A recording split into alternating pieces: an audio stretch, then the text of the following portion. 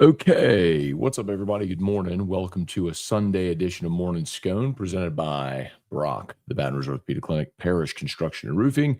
If you need an orthopedist, go to Brock, need a roof, call Parish. Unique Physique, uniquephysique.com, and Unique Aesthetics and Wellness, there, myuniqueaesthetics.com. Restored Motions, restoredmotions.com, Bocock Brothers, premium cigars. Use the code MAT15, MAT15, MAT15 for 15% off your order. All right, y'all. Good morning. Good morning. Good morning. Good morning. Hope everybody had a great Sunday. Wow. What a day of college football. Started with LSU hanging on against Arkansas 23-20. Loved seeing them get the ball with 5:08 remaining and never letting Arkansas get it again. Not the cleanest game you'll ever see. Punt block for a touchdown. You get a 25-yard punt. Van Buren threw two balls that probably should have been intercepted. You allowed them to convert a 4th and 2, a 4th and 1. Baron Brown had a drop. Harden Bellier had a drop. You had a kickoff out of bounds. You gave up a sack on 3rd and 6. Or Williams had a false start. You had an OP out on Xavier Thomas. That was all in the first half. It was not great, but you won. You snapped your losing streak and keep the golden boot. And we got to see Michael Van Buren play for the first time in extensive action. You got the start, played the whole game, and he did some good things. I mean, it was a lot of more of the same for this offense, which has been stuck in the mud all year. I mean, again, you scored 23 points. So for all those who thought that a change of quarterback would be the magic unlock, it's not. You're a flawed offense. Said it for weeks. You're now 10 games into your season. You don't reinvent yourself 10 games into the season. You are what you are. So, but I love seeing them run the ball. I mean, that was my biggest takeaway of the game. 37 rushing attempts, and 33 passing attempts. They ran it more than they threw it. And that has to be the first time this year that's happened. That is the first time this year that's happened because I've looked at that statistic every game.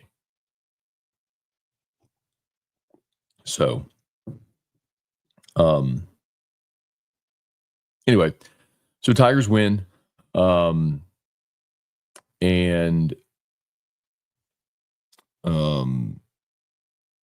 rest of the day was crazy, man. A&M coming back the way they did was bonkers. Down 27. Chris Marlar had that stat at LouisianaSports.net. Teams were 0-286. I think this was since 2004. Teams were 0-286 when they trailed by 27.5 in the SEC. 0-286, man. That is wild. I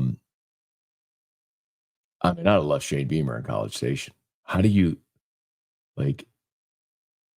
still have confidence in that man? I mean, 0-286. You're up 27.5. You blew a 27-point lead on the road. Man. Georgia looked awesome last night. They just rolled right through Texas. I mean, I don't even think that was as close as that final score indicated. Georgia looks like they're starting to peak, man. They're doing great. And then, but Oklahoma beating Alabama. Somebody called that. And now I cannot wait to watch Alabama lose the Iron Bowl.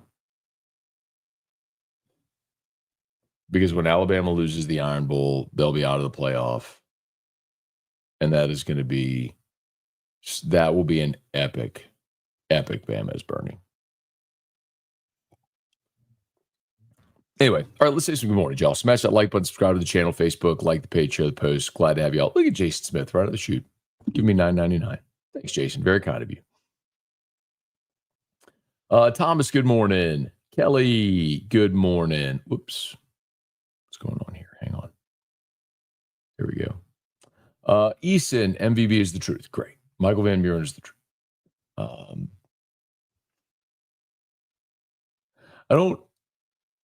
play the game, but tell me what you saw that that made you like super, super confident that this is going to be that he's the truth?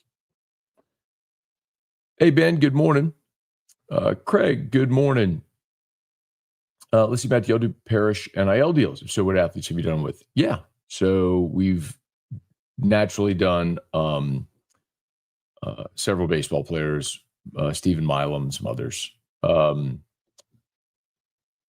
We did Michaela Williams and Malaysia Full Wiley from the women's basketball team. And we did a bunch of content with them. We shot a month ago or so, 4-6 weeks ago. And we're going to start releasing a lot of that. We have some pictures, some behind the scenes stuff we released. We'll have some more releases coming up too for that. So, but yeah, I'm sure we'll keep doing more and more. I don't think we've done any football guys yet, though. When we were the other company, we did a lot more. But Parrish has only been. We switched the branding, like made a year in May. Alex, good morning. I'm learning more and more. Trust Scone and everything will be okay. Morning, Matt. Do you think Garrett will take another snap as a Tiger, even if he gets healthy? I do.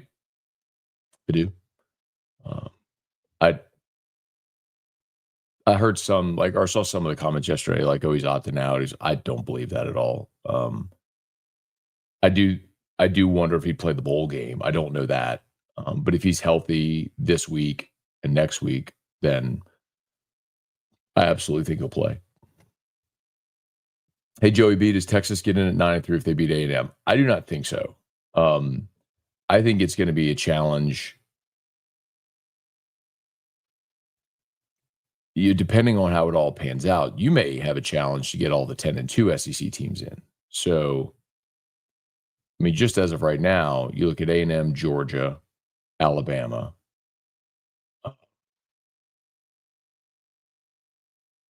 Vanderbilt. Who am I missing? Texas now is their third loss. Which one am I missing?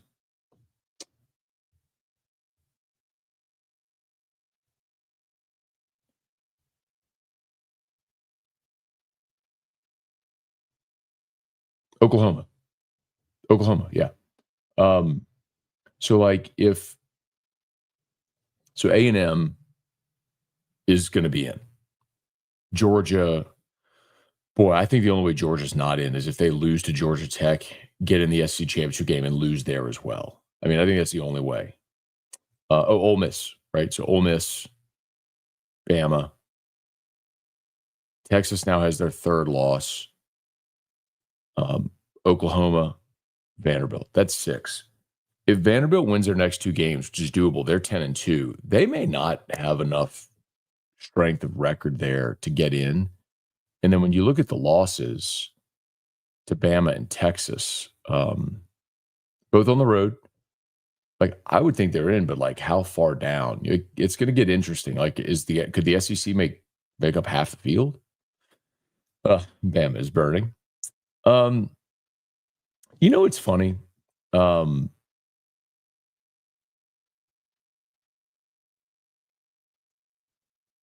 LSU fans are like, "Man, stop with the Bama's burning stuff. They beat us." I'm like, "No, I'll never stop," because it's never ever been about LSU. Like, it's never been about LSU.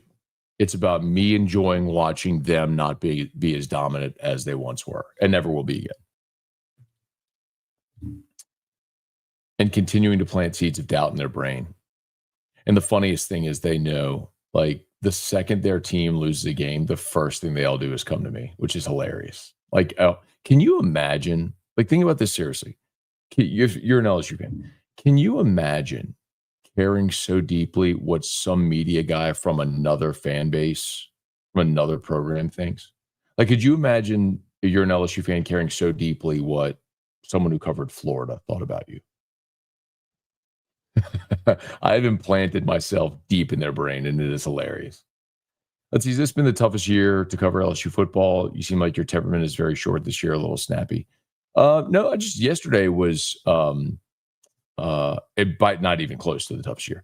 Uh, Yesterday, I was just done doing the post game show because I wanted to watch Alabama and Oklahoma, and all anybody was commenting was expletives about Garrett Nussmeier, and I just was not interested in that at all. It's a waste of my time. Barber Sharp was awful for the most part. I did catch a touchdown. Morning, Scone. What's up with Colin? Kaleon. Hope it's okay. Quarterback situation next year looks dreadful. Yeah, the report that LSU gave us, we have up at LouisianaSports.net, was personal reasons. I don't know anything more than that. I'll certainly ask around. But regardless, I mean, I think you have to just speak, and I hope everything's okay with Colin. But I'm thinking as you look forward to your point, you're losing Nussmeier. Van Buren could certainly be back. Hurley could be back, but that's it. And you could certainly lose one or both of those guys too. Like that's a possibility. So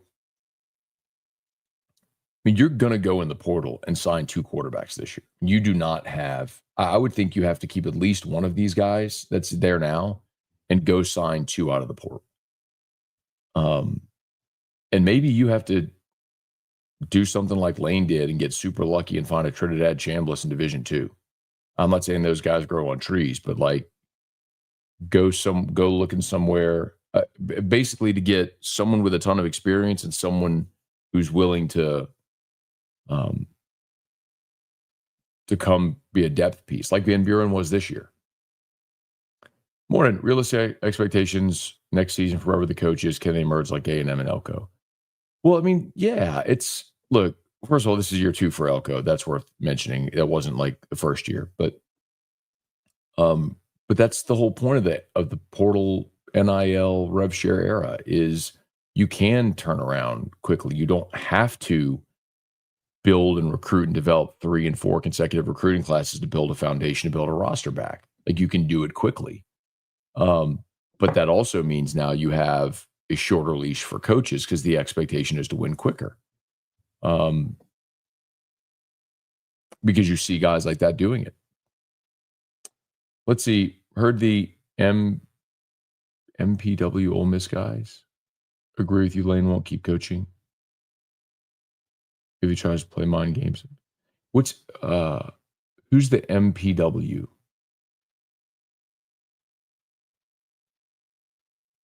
I don't know what MPW is. Sorry. Yeah, but the point I made this week is that Ole Miss is not going to let Lane Kiffin coach them in the playoff if he's leaving. So he is going to have to make a decision before the playoff. And I know every counter argument that you all have said. I love this. Yeah. Corey, Bama's burning. Morning, Matt. Please never give up doing morning scone. Literally part of my morning routine every day. Thank you, Corey. I appreciate it, man. I don't plan on stopping. But like one day, the way I've always said it is one day it'll probably just be like when Forrest Gump was running and he just stopped and he was like, I'm pretty tired. I think I'll go home now. That's probably what'll happen. There'll just be a day when I'm just don't feel like doing it again. But this has been like 7 years now, right? 7.5 years we've been doing morning scone.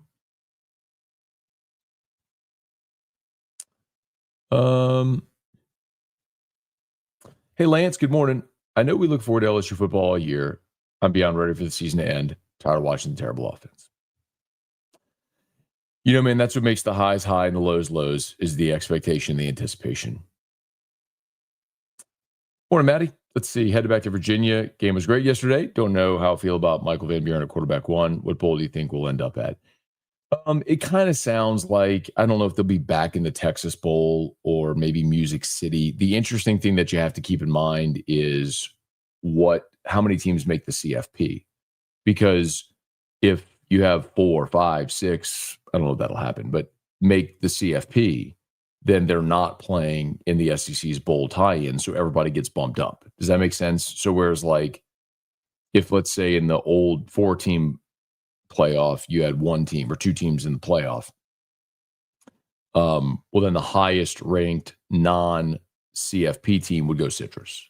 And then you'd fill it in like Tampa and Jacksonville. You'd work out however it would go. But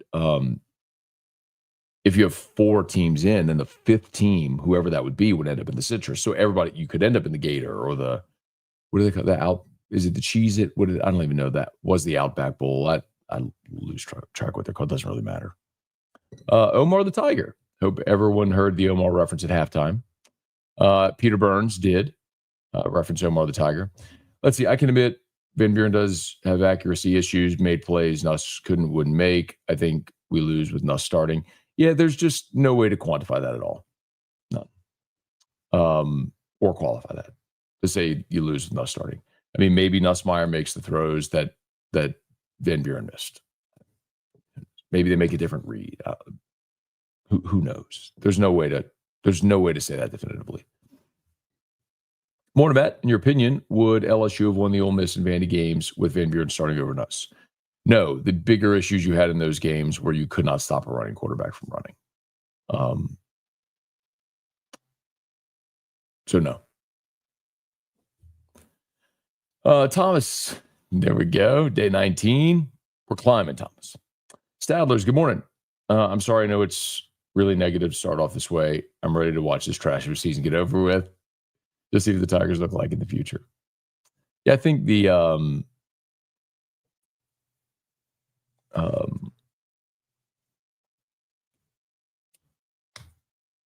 offseason, obviously hiring a new coach, building the roster.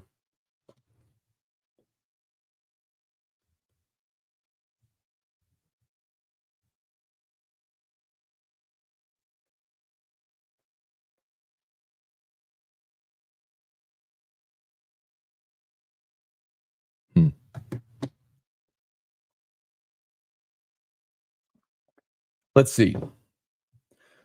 Roll Tide 99, terrible execution on our part. Big punt return, get field goal, pick 6, fumble punt return, led a touchdown, fumble on a territory, led to field goal. It was not a great day for Alabama.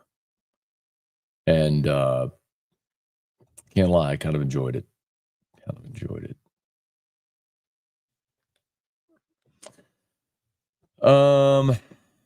Hey, Craig, let's see. Can we give coaching rumors or what you've heard lately? All I've read about is Florida and their coaching rumors. Thanks. I think LSU has done collectively a really good job of keeping things quiet. I know that there's the feeling that Lane is headed to Florida. What I will tell you is what I will continue to say is Lane Kiffin is LSU's primary target. And look, I'm telling you,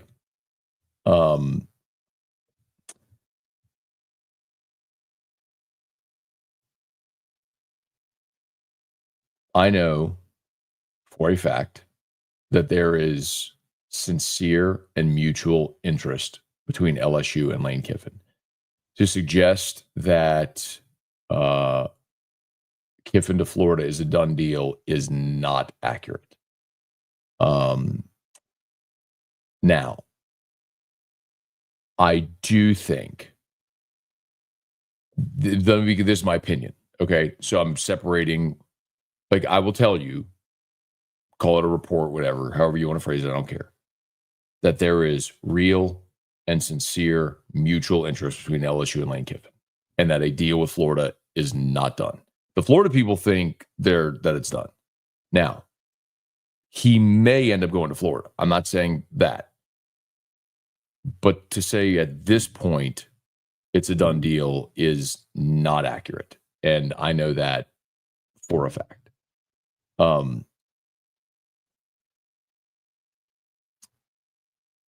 I do think, this is my opinion part of it, I do think he will be either at Florida or LSU next year. Ole Miss could certainly find some way to keep him, but I don't think that throwing more money at him is the key. I think he needs the opportunity to go somewhere where he feels like he can win championships and get the resources in the sport and all that stuff he needs. So, um,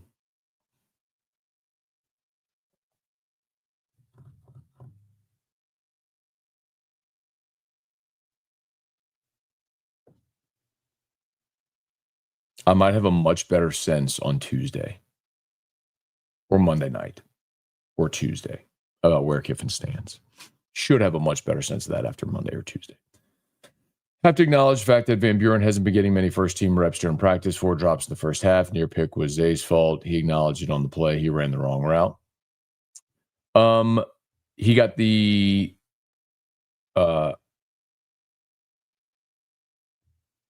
wait, hang on. Sorry. Look, man, whatever defense you want to give is fine. Like, I get it. I know where LSU fans stand.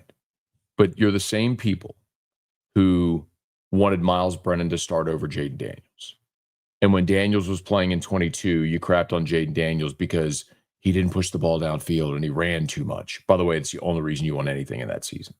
And then going into 2023, you didn't want Jaden Daniels coming back. You wanted to hand it over to Nussmeier. And then Daniels wins the Heisman. And then Nussmeier, Nussbus, and all that stuff. And then now you're abandoning Nussmeier. Like, this is what you not use, but like this is what fans do forever. Like, you're always looking at what's the next best thing. Right now you think it's Van Buren, and I'm going to remember all of this because you're so blinded by your blaming of Nussmeier for everything wrong. You can't acknowledge all the things that are very clearly wrong. Now, again, Nussmeier's part of it. I'm acknowledging Nussmeier is part of what's wrong. I am conceding Nussmeier is part of the problem. I do not think he is the only problem or even the biggest problem. But Van Buren is not the answer. Today, like Michael Van Buren wouldn't have made you a lick better this year than you are, record-wise.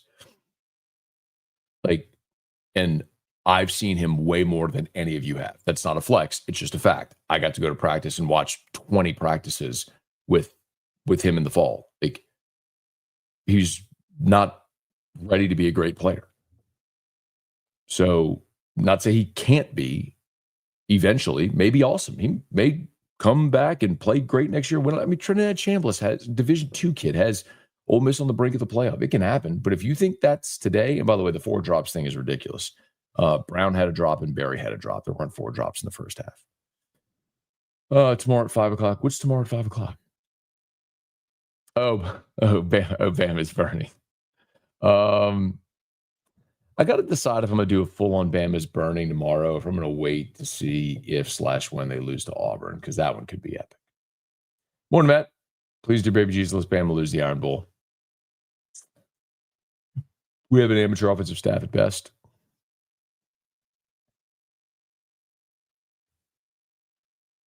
Morning, Matt. Michael Van Buren is Anthony Jennings 2.0. I'll take healthy nuts, please. Maybe better comp is Rattler with the Saints. Van Buren will not elevate you to win. I just don't know how.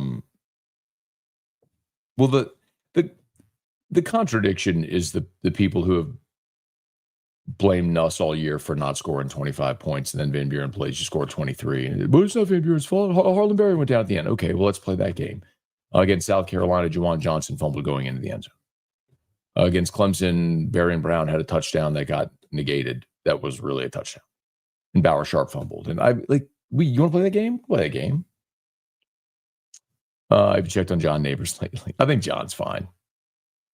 Bama loses in the SC championships. That eliminate them from the playoffs. They got to get there first. They could lose to Auburn. Like, that game's in Auburn. Auburn's got a good defense. I mean, with a lot to play for, don't get your Sharpie out and scribble a dub next to Bama for that one just yet. We think South Carolina plays $27 million for his buyout. No idea. Could have mitigation. Go Tigers. What's up? Lance still haven't scored more than 25 against a Power 4 team. Beamer should have kicked the field goal after A&M scored the touchdown to start the third. They were stopped on fourth. Momentum rolled. By the way, to the Lane, but I think Lane would be great. But that game last night, I mean, they won by 10, but there was a late sort of game-sealing touchdown in the final minute or whatever it was. Lane had 2 red zone possessions where he went for it on fourth down, didn't score on either. Field goals there, and that's not a game.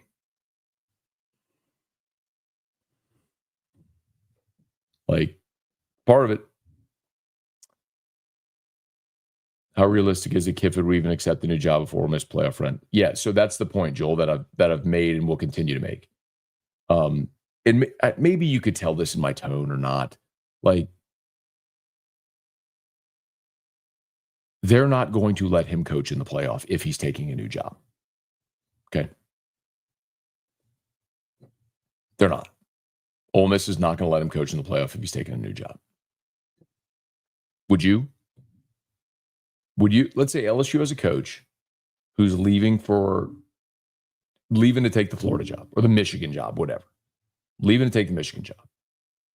Do you think LSU is going to let that coach stay, continue to recruit your players to his new school, recruit for his new school, be on the field during the playoff while the whole broadcast is talking about him going to his new school? Like, you really going to do that? There's no shot.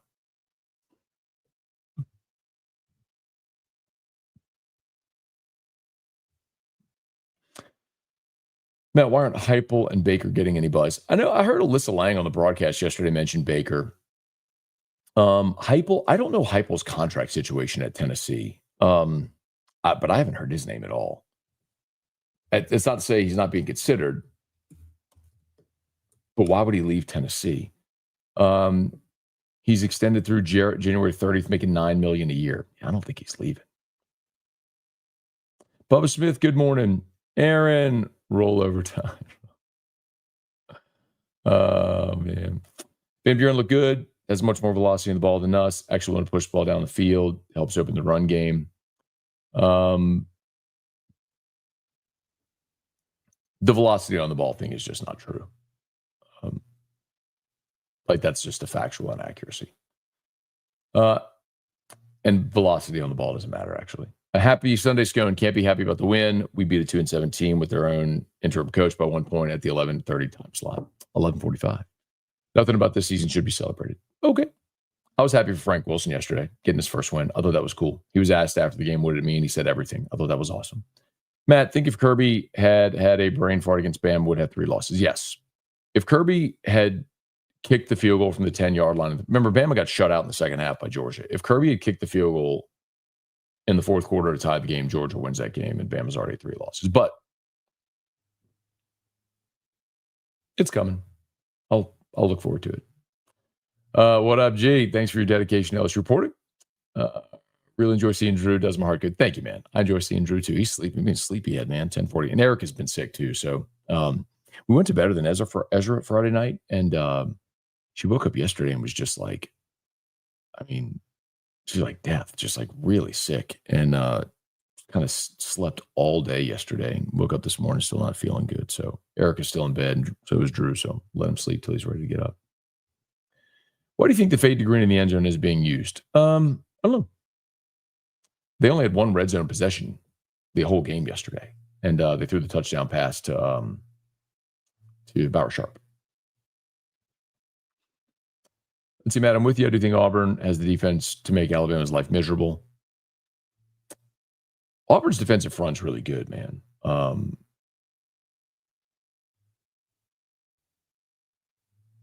it was stunning to see the Auburn offense finally get going after Hugh Freeze was gone. We'll see. Is Texas having a down year talent-wise? What's going on with them? You know what's going on with Texas? Texas lost 4 starters on the offensive line, including one that was a top 10 pick that now plays for the New Orleans Saints. Does that sound familiar? Is that familiar? That maybe losing 4 starters on the offensive line might be challenging to overcome for an offense?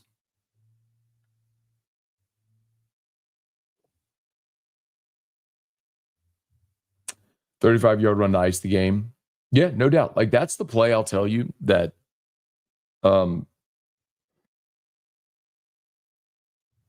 that's the play that Van Buren does give you that Nussmeier couldn't, was the 35-yarder. And that was on by the way, that was after you had a false start on Bauer Sharp. So you had 1st and 15, and then you ran the shovel pass for a loss of 1. So it was 2nd and 16 when Van Buren hit that 35-yard run. So absolutely. I love that component. I wish we had seen more design run calls like that for Garrett. Not that he would have run for 35 yards, but could he have run for a first down? Absolutely. I think that's, of course, part of the game and an element of the offense that's been missing. David Clark, good morning.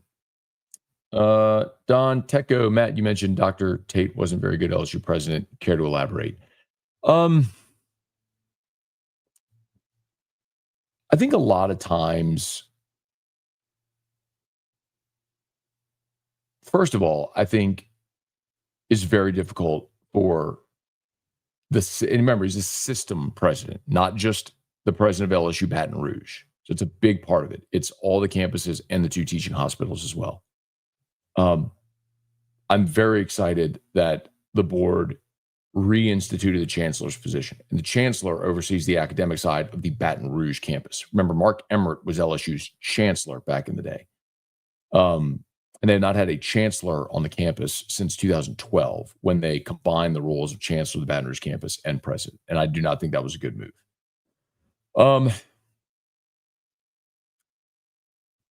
A lot of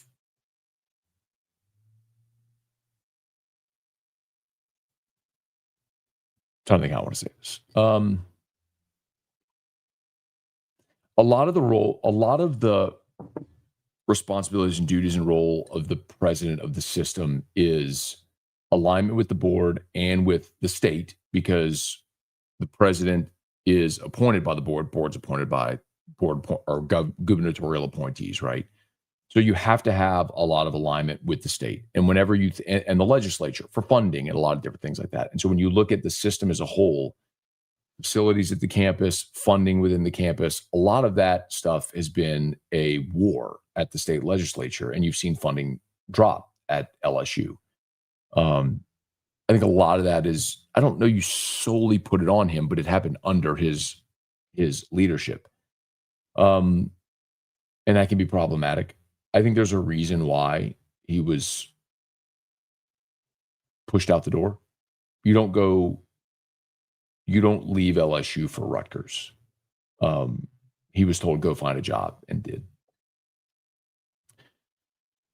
Morning, Matt. Proud of our guys for not quitting, winning close game against a bitter rival. Yeah, man.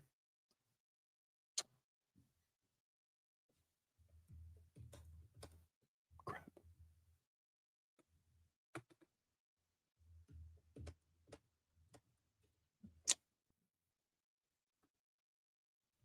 Sorry, y'all. Hang on 1 second.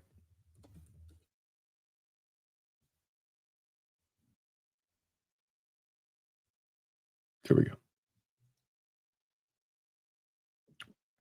Jay Bags, good morning. Kevin Russelot, those kids love Frank, genuine guy. Hope we find a way to keep him around. Oh, whoever gets hired, you better retain Frank and Corey. Now, I hope Blake Baker stays as well. I think it depends on, obviously, who the hire is. But, man, you can't make that mistake again. Hunt's got a great column up at LouisianaSports.net right now about that, but you cannot make that mistake again. I mean, you went from DBU to 118th in the country in passing defense to now you're back to looking like DBU again, at least on your way.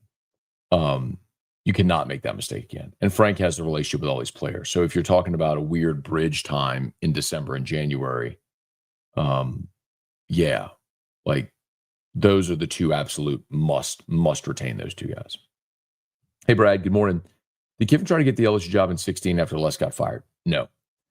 Kiffin wanted the job when Ed got fired in 21, going into 22. But he did not get an interview from either LSU or Florida, and he was not happy about that. Like it was very well known in all those circles that Lane was very displeased. And I would tell you honestly, I think I might have said this here as well. Scott Woodward not being there probably helps LSU with Lane because, again, he was not happy that he was not interviewed 4 years ago. Skip, what up, man? Good morning. I don't see Nuss being healthy again this year. That's impossible to say without knowing the extent of what happened on Thursday. But okay, I know where you stand. What's your opinion on Brian Hartline possibility? I can't tell you I know a ton about Brian Hartline. I look at that more, so that's Ohio State's OC. I look at it more as that's not Brian Hartline's offense. That's Ryan Day's offense. Ryan Day was the OC and then stepped into the head coach role. Like, it kind of feels like Charlie Weiss Jr., the OC under Lane Kiffin. Like, that's Lane Kiffin's offense. We need that win bad for psychological effects of the program as a whole.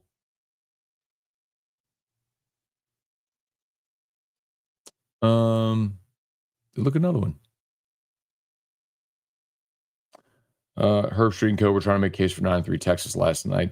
They do have two bad losses. The thing that the one thing I would say is, so the third loss obviously was the season opener losing at Ohio State.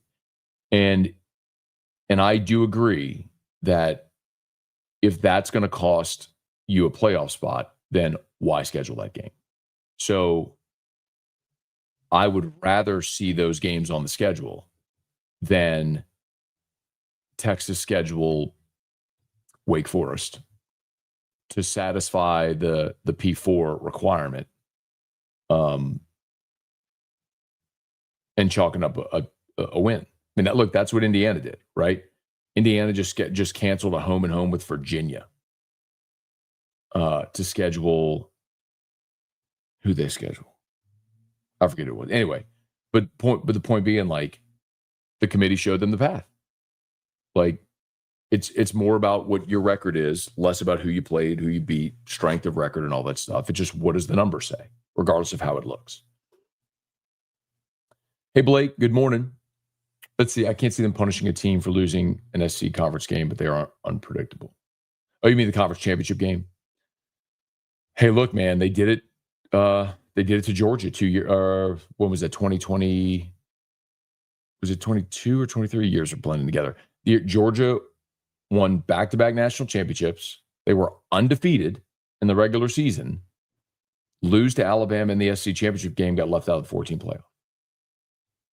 They'll do it. Oh, they'll do it. A&M is a lock for the SC championship.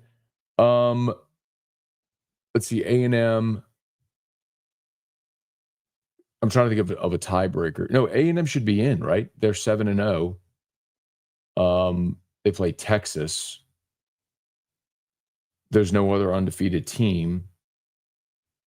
Texas already has a second loss, so A&M would have the tiebreaker. So yeah, A&M should be in the. Is there a weird?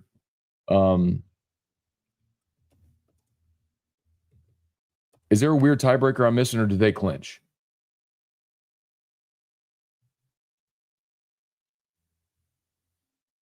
Hang on. Yeah. So how could they, if Auburn beats Bama?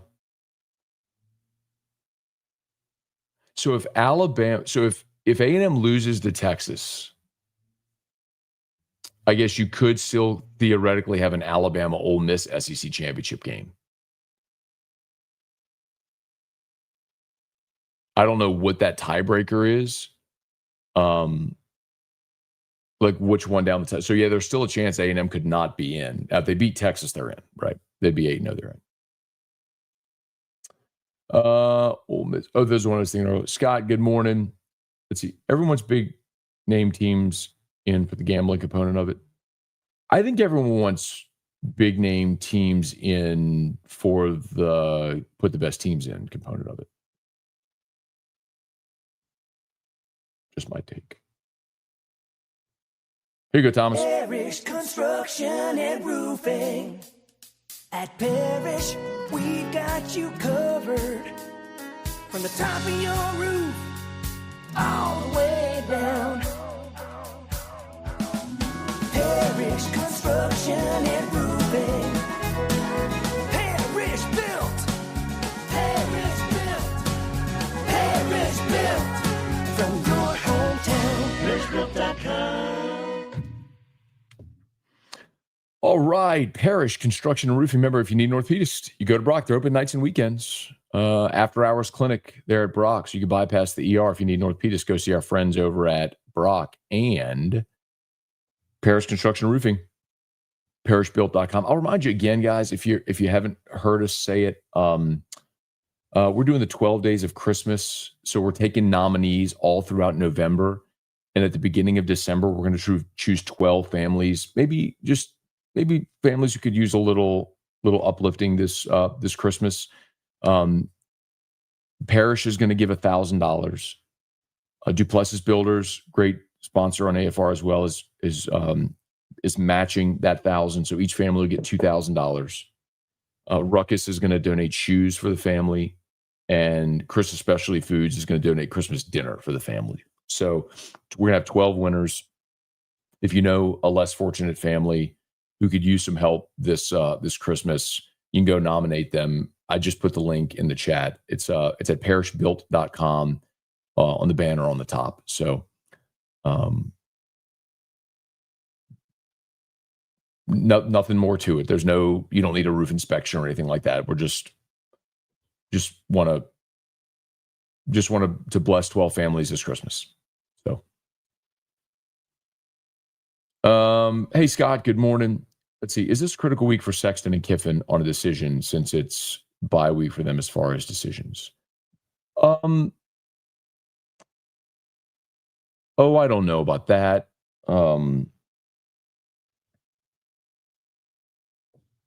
Listen, any offer or negotiation and all that sort of stuff, that's all happening with the agent. Like, that's not happening with the coaches as of this point. Like, coaches aren't, like, Lane Kiffin's not taking a phone call from Verge Osbury today, right? Like, it's done through the agents. Now, the agent, no doubt, is communicating with his client, but I don't think you're going to have resolution on that until after Thanksgiving. Let's see. Best part is they send $5, $10 super chats. Yeah. We cared what Notre Dame fans thought, so we aren't that much different, honestly. I don't know what you're talking about. Who cared what Notre Dame fans thought? It's horrible what fans say about a young man who gives his all for the university we love. That's true. I am 30 minutes behind on comments. Oh my gosh. Sorry. I'll go catch up. But yes, that's one of the things that's annoying to me. Let's see. Ole Miss missed every national championship window they ever had. May be doing that. Frank ain't getting the keys. Sorry. Hang on.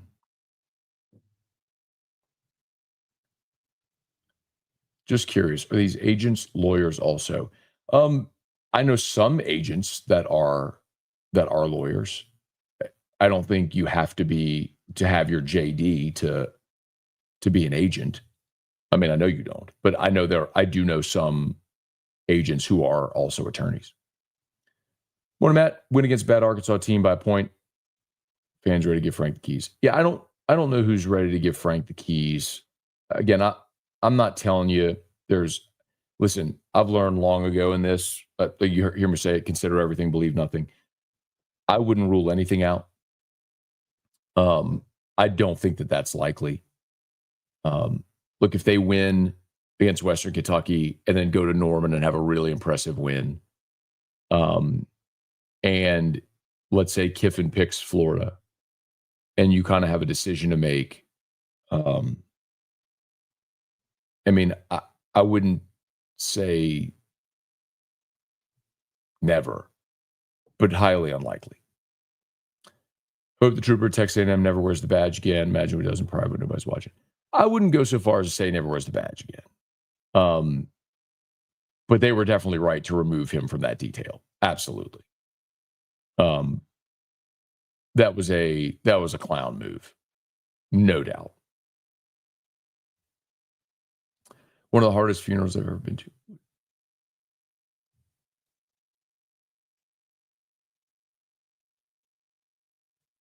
Who you?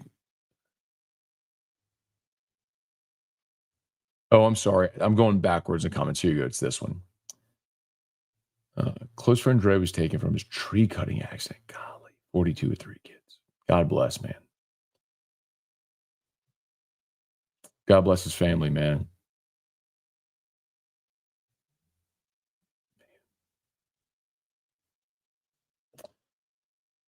George onside kick reminded me so much of our Saints in the Super Bowl. Genius. I mean, right after the touchdown, to follow it up with the surprise onside kick was incredible. How about the guy that recovered it that just like started galloping and then just went down? I think you can't advance an onside kick. Like if it were muffed, he could, or fumbled, he could, but you can't advance it that way. But still, like I'd have been darting to the end zone. You don't want Kiffin worried about coaches doing stuff with women. You don't see the irony. Hold on. So maybe I missed a comment earlier. What brought that up? Because again, I went to the bottom and I'm working my way backwards. So I might have missed a comment. There you go, Thomas. Alabama's playoff hopes rest on winning the Iron Bowl once again. There will be no bigger Auburn fan in the world than me that day. But I do also think if Alabama wins the Iron Bowl and then loses the SEC championship, I do think there's a way that they could be left out in that situation. You could roll your eyes and say, no way, they wouldn't do that. But again, they did it to Georgia. When Georgia was back-to-back defending national champions, they were 12-0, lost the SEC championship game to Bama, and got left out of a 14 playoff. They'll do it. They'll do whatever they want to do. Thought Texas were going to put up a bigger fight. I didn't. That was my heaviest bet of the day yesterday. Was Georgia to cover. I took it at 6.5. It went down to 3.5, and I made an even bigger bet on it. Georgia OC was impressive last night. His success may be a superior line depth. You know what's interesting is that a year ago, the two worst rushing offenses in the SEC were LSU and Georgia. And Kirby just made the commitment this year to say, we are going to run the football. Hey. Yep.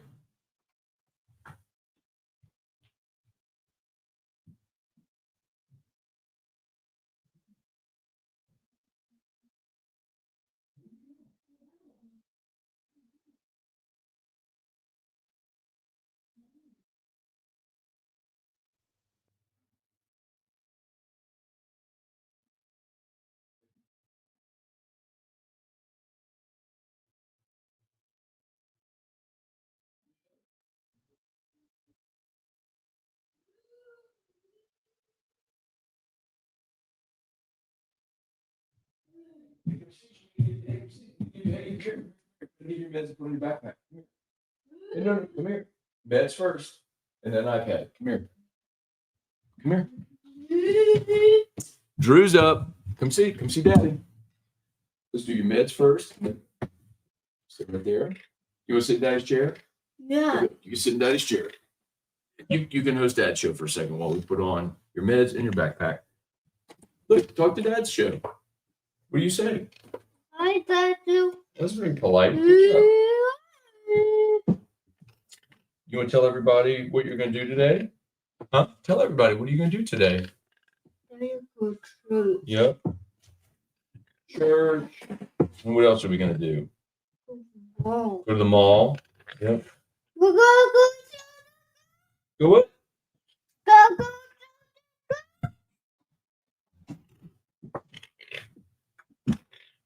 You're a sleepyhead today, huh? Sleepyhead, Erica.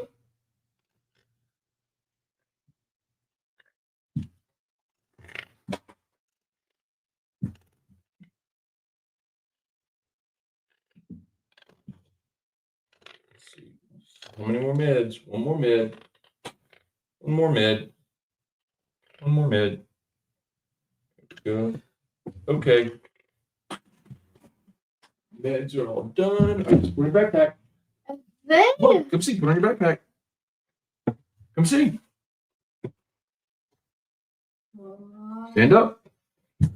Good job. Good job. All right, hang on.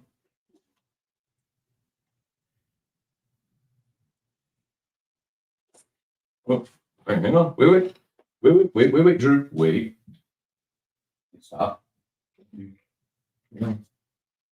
Almost ready. Wait.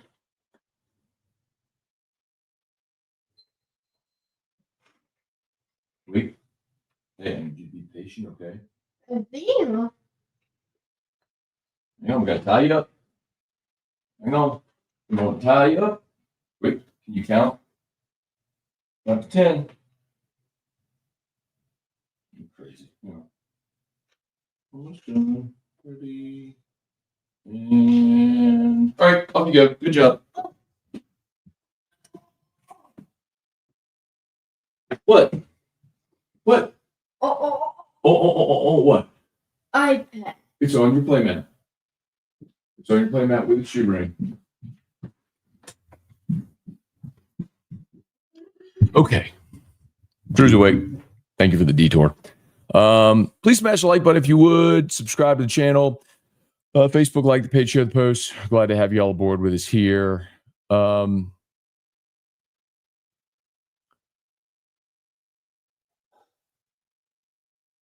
are we? Let me see. Thank y'all for being nice about Drew. And most people are, but some people are not. And I just appreciate it. I'm trying to find where we were. On comments.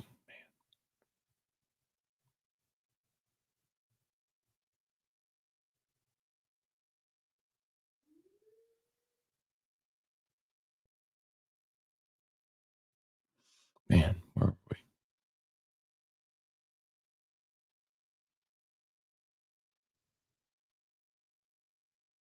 I'm trying to find my.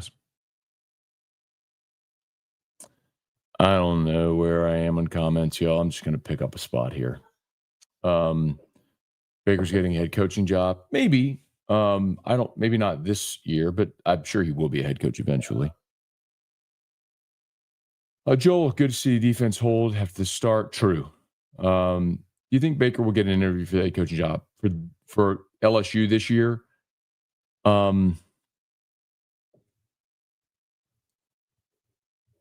Let me tell you why I hesitate. So I don't like to guess. So I try to tell you all very clearly when I'm telling you something I know and when I'm giving you an opinion. And so especially now, I'm trying to be way more cautious with that. So what I'm trying to tell you is when there are things I hear, I'll tell you. And if I haven't heard them, I'm telling you that as well. Like people ask about Josh Heupel. Well, I haven't heard Josh Heupel's name mentioned. That doesn't mean they're not interested. They might be. Just because I haven't heard his name doesn't mean they're not. It just means nobody's told me that. And that might be intentional. Because they don't want things out there. So same with Baker, right? I get the sense that LSU, and when Verge on that Friday during his press conference was introduced, when he said, "I've been told go hire the best coach out there." When he was asked about the contract, said, "That's not an issue. Go hire the best coach." It sure seems like Verge who is leading this search, is trying to hire a big name coach.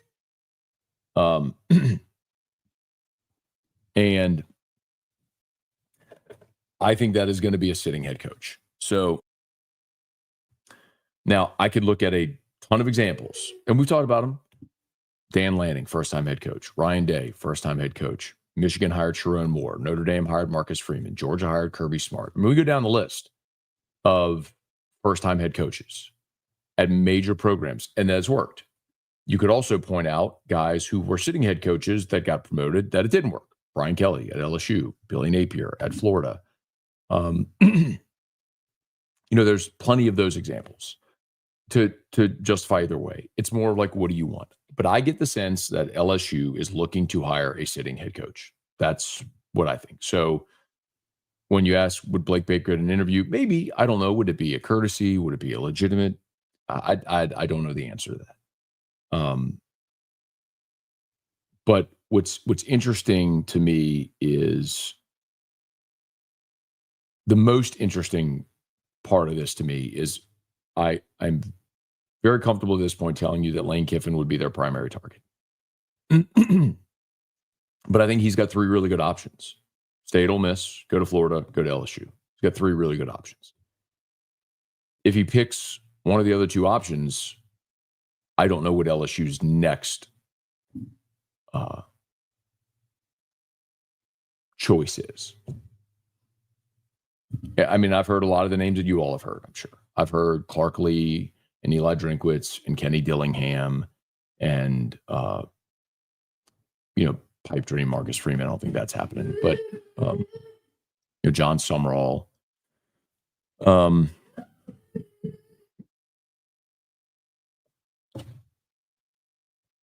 So anyway.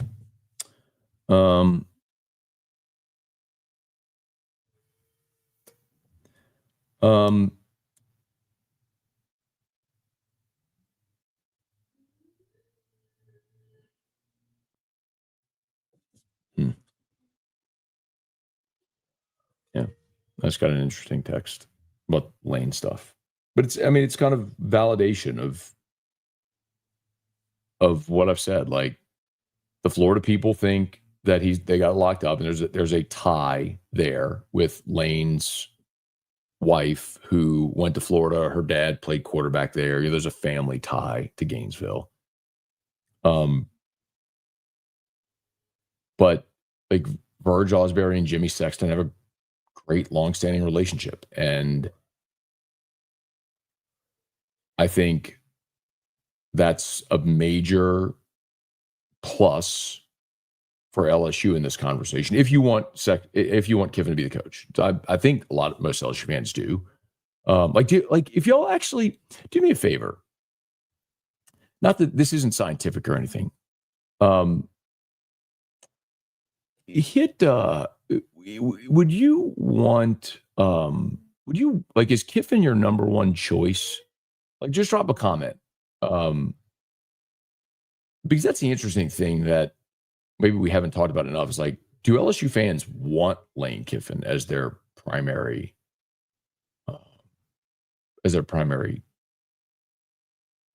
choice? I'm looking at the comments. Let's see. Lane number one by a mile. Yes. Marcus Freeman. I would love Marcus Freeman too. I do not think that's realistic. Kiffin's not one or two. No. Lane for the offense. Yes. Lane train. Absolutely. Kiffin would be number one. Not be number one. Sorry. Be number three.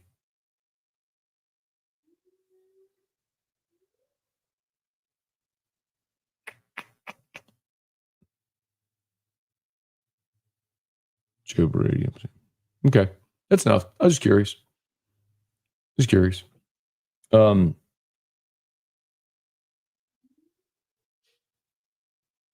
Kiffin 1, Shepard 2, realistic choices. It's interesting how that would be.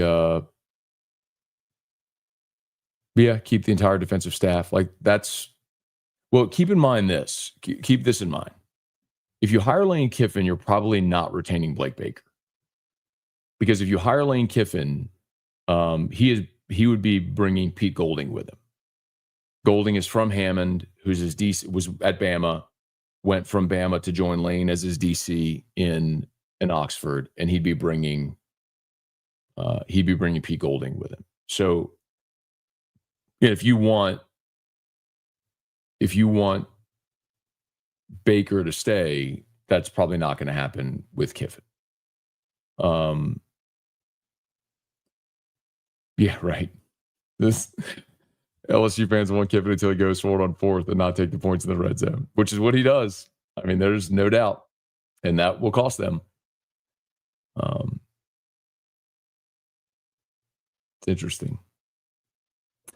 So I asked this question. So I've asked that question. Like, if Lane leaves, would Golden get the Ole Miss job? And I was told from people around Ole Miss that no, that he would not.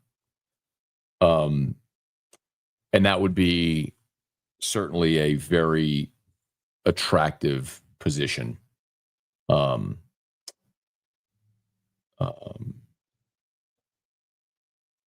mean, I think, what I think would be really interesting is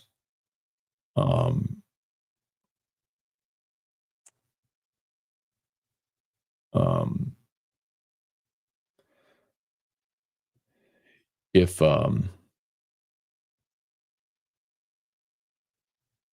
let's say Lane leaves, is John Sumrall a target for Ole Miss? Because right now, Sumrall seems like maybe the target at Auburn.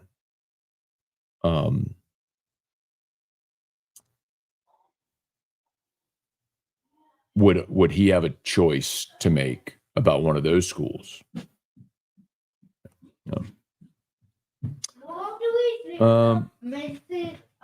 Okay, give to Daddy. Daddy, what are you looking at? Mall of Louisiana, Macy's elevator.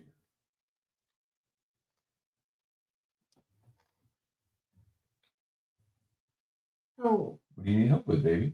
Mall of Louisiana, Macy's. I did. Oh. Mall of Louisiana, Macy's elevator. Playmat. Okay, go on your playmat. Good job. All right, we'll see you later. It's true.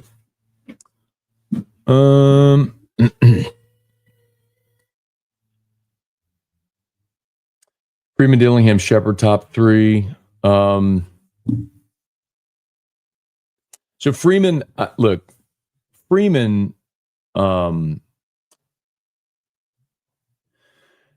Remember in 2021 when Bo Pelini was here for the 2020 season, he got canned and they went to go hire a new DC, and Ed Ogeron made a strong push for Marcus Freeman. And they thought they were going to get that done, like verbal commitment and all that stuff. And ultimately, Freeman, I believe his family, his wife, his kids had a big say in it, and he ended up picking Notre Dame instead. I don't think he's leaving Notre Dame for LSU. I think there is a very, very, very slim chance that happens. I mean, you can have, like what I've said is, I think because of the relationship with Verge, he might take a call as a courtesy. But I do not think that that's anywhere near realistic. And Notre Dame is going to win their next two games. They'll be in the playoff, and he's not leaving. That's one. I think Marcus Freeman's awesome.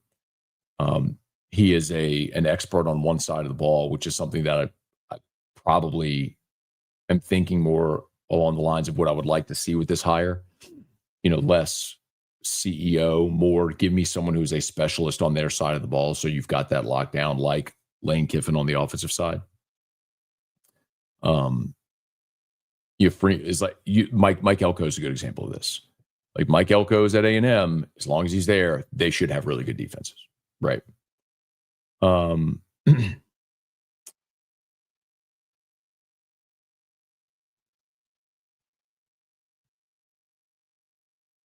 So,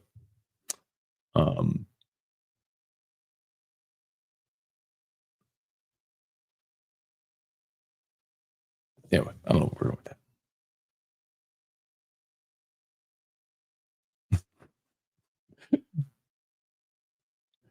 Wait, that's not what I wanted. It was this one. Sorry, I'm fast. Does anyone write periods at the end of sentences? Anyway.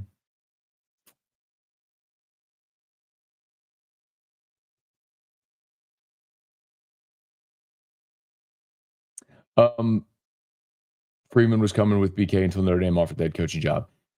Brian Kelly So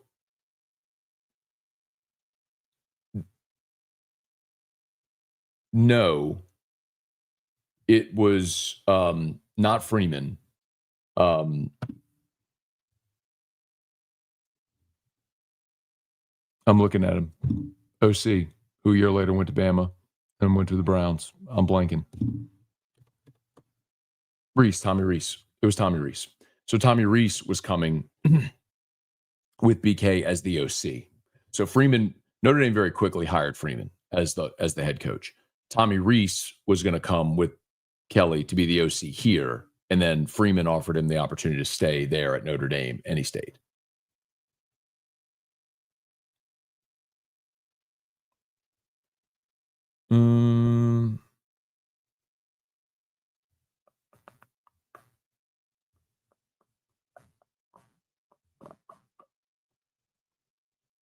Anyway, all right, y'all. We might bounce.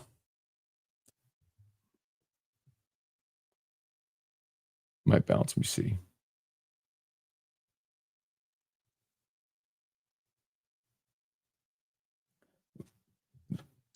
Someone was cutting onions when the field reporter was talking to Coach Frank post game. That's one of the things that's awesome, man. Like, regardless of what you feel about the season and all that stuff, you can't deny Frank his love for LSU, his love for Louisiana, what winning a game as the LSU coach meant.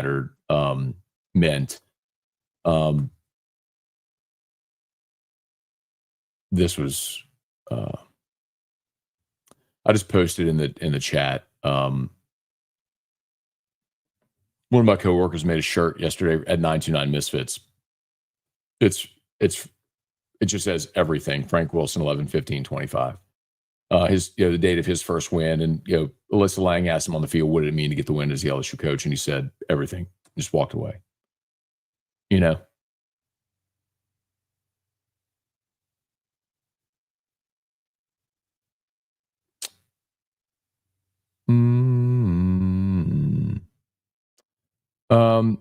Trivia, you see any of my chats? Yeah. What you got, man? So they're going fast. I'm trying to scroll. Anyway, I'll scroll back and see. But Dan Mullen. I like Dan Mullen. So my feeling on Dan Mullen is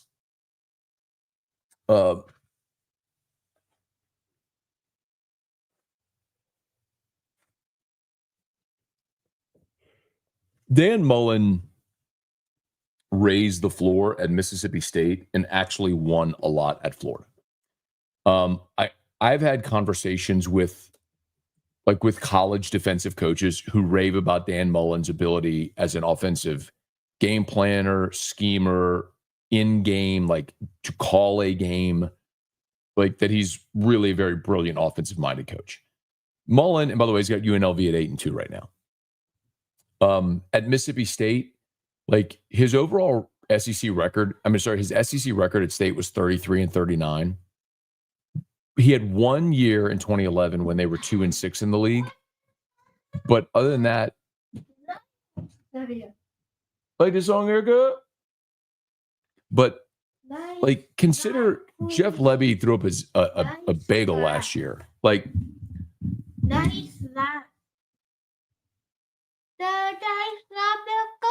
There's Libergo. All right. Point is, Mullen never saw the bottom fall out at State. That's happened. Doing dad show, Erica? Mullen never saw the bottom fall out at State, and that's happened to a lot of coaches there. You want to see dad show? See that show, Erica? Okay. Done? Okay. We'll see you later. And at Florida, he actually, he won the East in 2020. He went in Florida. He goes 10-3, 11-2, 8-4. That was the COVID year, and they actually won the East. So, but you remember they lost the SC championship game, then lost their bowl game. So we're 8-2, and then lost the SC championship game in the bowl game. So they finished 8-4. And then the next year in 2021, they went 5-6, and they got fired at the end of the year.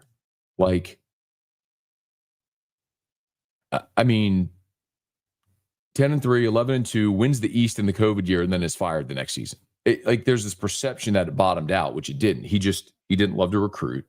All that to say, I think that Mullen would be a great coach in this era where you don't necessarily have to be a day in and day out recruiter because you recruit with a checkbook.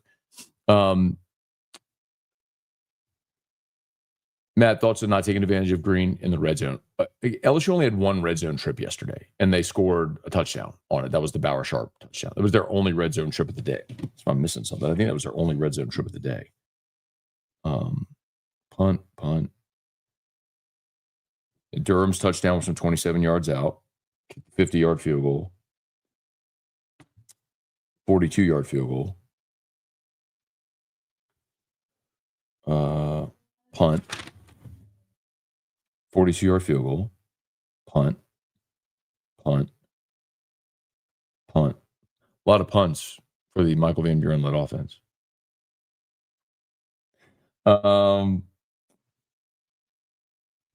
The Sharp touchdown was from the 12-yard line. So that was you only had one red zone possession the whole game. And they threw a touchdown to Bauer Sharp. They threw it to the tight end.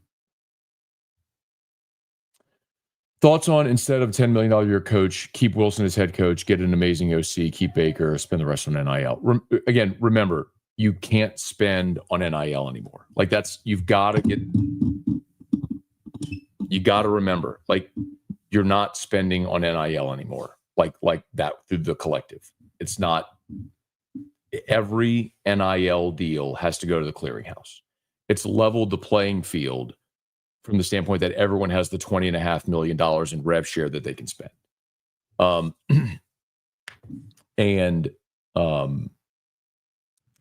So everything on top of that is true NIL. So that's why the NILSU Max exists to help sort of broker deals, brand deals with sports properties to the athletes, right? But you can't just write a check to like you were doing through the collective anymore. Go to the mall, Erica? We will go to the mall later. Okay. Yeah. All right, you gonna go sit on your play mat? Oh, Daddy's lap. Daddy's lap. Okay, Daddy's about to finish Dad's show because we got to get Mr. Jimmy's picks up on the website. Okay, last time, okay? You want to say hi? Say hi, Daddy. Say hi, Dad, Erica. I love you. Okay. All right. See you later. All right. And then what if Ryan Day wins another championship? He might well do it, man. Got a good team this year. All right. Let's see. Get out of here.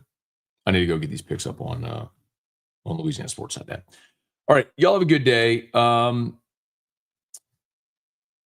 Thanks for hanging out as always. Please smash the like button if you would, subscribe to the channel. Drew for head coach. That would be a chaotic mess. Everybody would be really happy, though. I'll tell you that much. They'd be really happy. All right. Y'all have a great day. We'll see you.